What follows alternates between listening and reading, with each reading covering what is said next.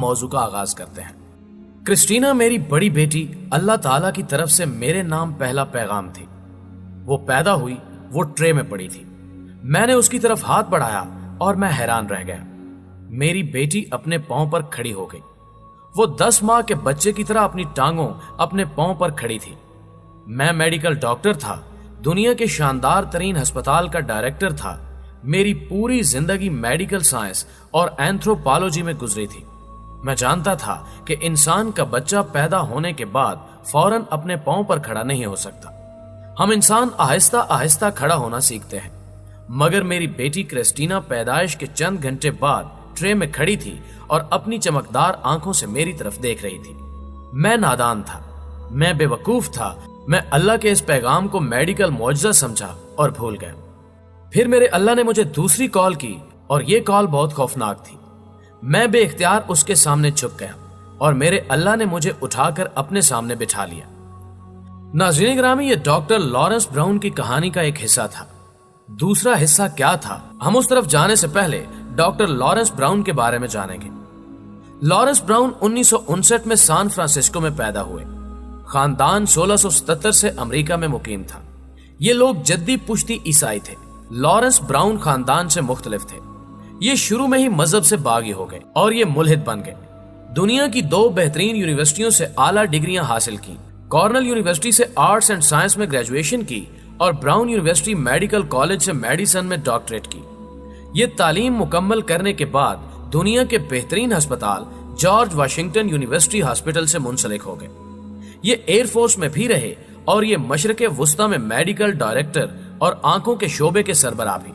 یہ George Washington university اسپتال میں کام کرتے تھے۔ ملحد تھے اور کسی مذہب پر یقین نہیں کرتے تھے۔ سائنس اور تحقیق کو دنیا کا سب سے بڑا مذہب کہتے تھے اور یہ عام محفلوں میں کہا کرتے تھے کہ مذہب قصے، کہانیوں اور داستانوں کے سوا کچھ بھی نہیں۔ لیکن پھر ان کی زندگی میں 2 حیران کن واقعات پیش آئے۔ پہلا واقعہ 1990 کے شروع میں کرسٹینا کی پیدائش تھی۔ Christina George Washington university hospital میں پیدا ہوئی۔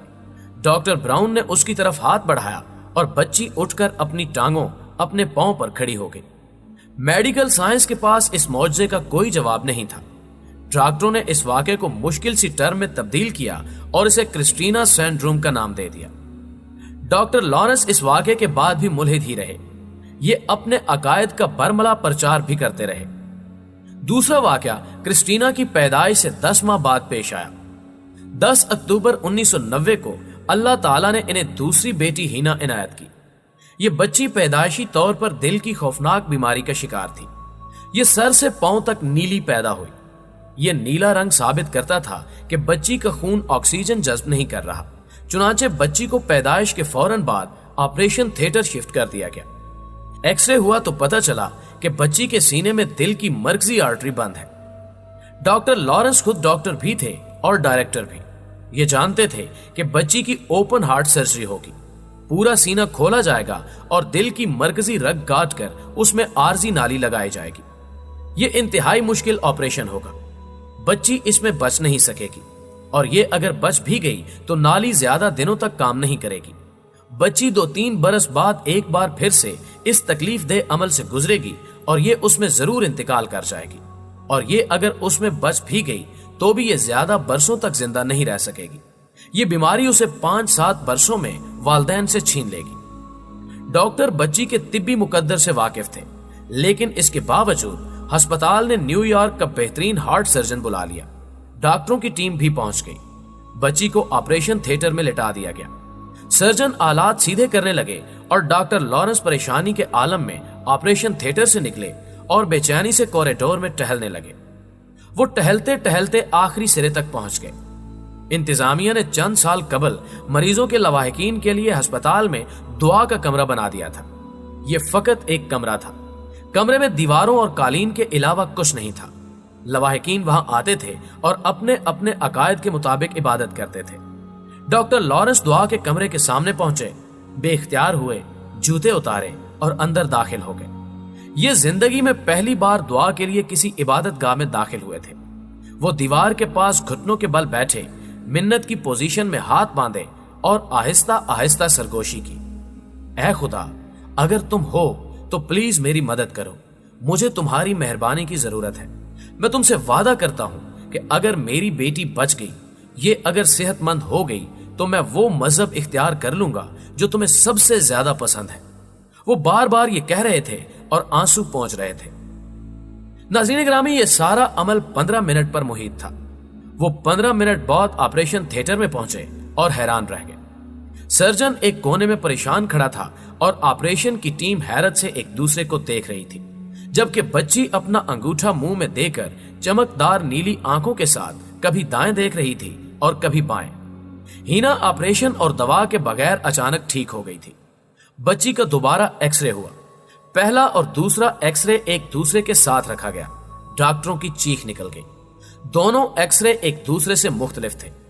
पहला इंतहाई बीमार बच्ची का एक्सरे था, जबकि दूसरा एक मुकम्मल और सेहतमंद बच्ची का एक्सरे था।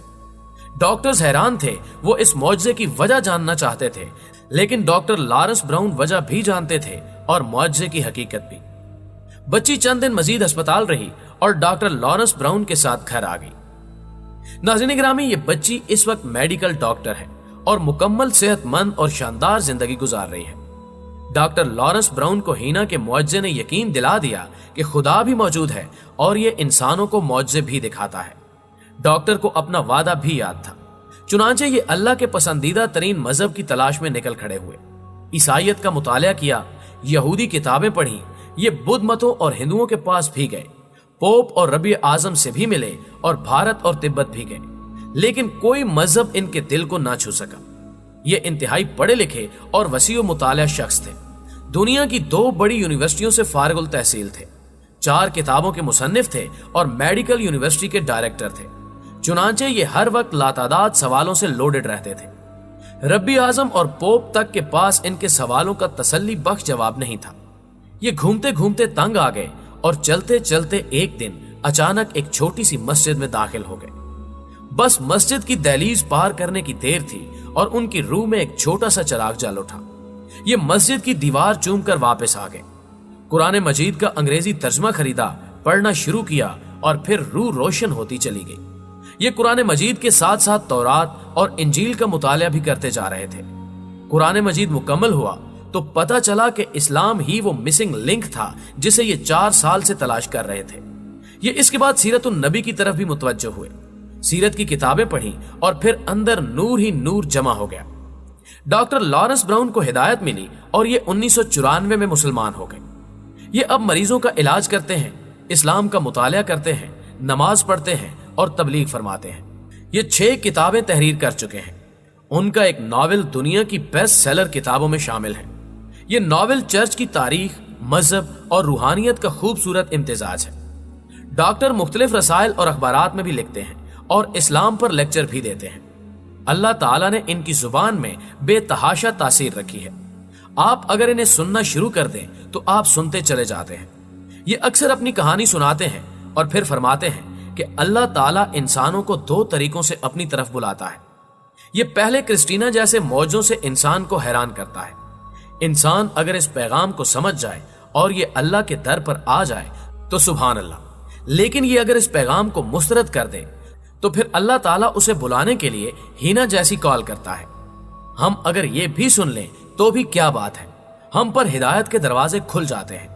लेकिन अगर हम ये कॉल भी मिस कर दें तो फिर अल्लाह ताला हमारे दिलों पर मोहर लगाकर दूसरे लोगों की तरफ मुतवज्जो हो जाता है। वो नए लोगों को तलाश करता है। चुनांचे आप जब भी अल्लाह की पहली कॉल सुने, आप उसी वक्त दौड़कर उसकी तरफ निकल जाएं। क्यों? क्योंकि आप अल्लाह की दूसरी कॉल को बर्दाश्त नहीं कर सकेंगे। आपको फिर अपने बच्चे ऑपरेशन थिएटर में छोड़कर उसकी तरफ दौड़ना पड़ेगा। नाज़रीन गिरामी, मैं जब भी डॉक्टर लॉरेंस ब्राउन जैसे लोगों को सुनता हूं और फिर अपने आप को देखता हूं तो हमेशा मेरे दिल से आवाज आती है कि अल्लाह ताला ने इस्लाम डॉक्टर लॉरेंस ब्राउन जैसे अजीम लोगों के लिए उतारा था। हम जैसे जाहिल और जालिम इसके हकदार नहीं हैं। हम जहालत और जुल्म के अलावा किसी चीज को डिजर्व नहीं करते। शायद इस्लाम हमारे जैसे जाहिलों के लिए नहीं था, हम इसके काबिल ही नहीं थे। मौजूद दोस्तों, मुझे पूरा यकीन है कि आज की इस वीडियो में छुपे मैसेज ने आपके दिल को जरूर छुआ होगा। वीडियो पसंद आने